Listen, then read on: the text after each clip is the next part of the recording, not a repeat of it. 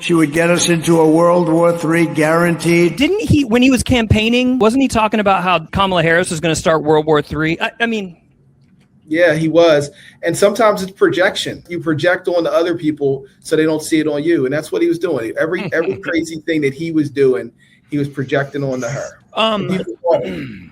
People bought it.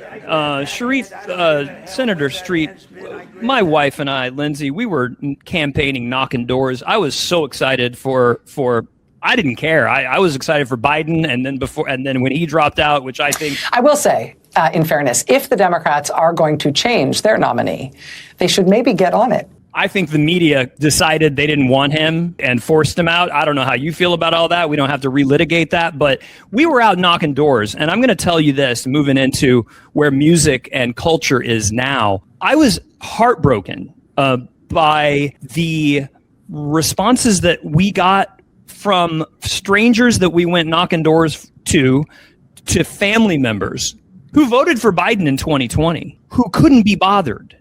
Suddenly, over the course of the COVID and the 4 years of the Biden-Harris administration, to even care. And I can't even tell you, I mean, my wife and I are melanin deficient, and we were going into neighborhoods nearby, and a young African-American gentleman in his 20s answered the door, and we were celebrating Harris and trying to get him excited, and he said, nah.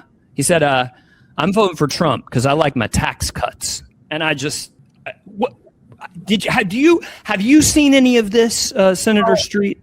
You saw more people who talked about it as almost a joke rather than did it. In the Black community, you had a level of apathy. In the white community and the Latino community, you had people actually that did it. 85% of Black men still voted for Harris, and 92% of Black women. But the problem is that the turnout was down from Biden. So you had more people staying home. And in the white community, and in the Trump won against Harris and against Clinton. He won the majority of white women. Coming to you from Red Square in Moscow, I don't vote with my vagina. And he went up to 40% of Latino men. It was, and a third of Latino women. I win vote. So, what happened was people forget how bad he was, and he says all kinds of crazy stuff.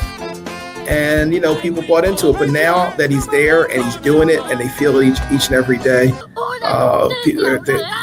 they got to take action. We got to correct it. We got to make sure we win these midterms. Janet Correa's husband was detained this week, according to her immigration lawyer.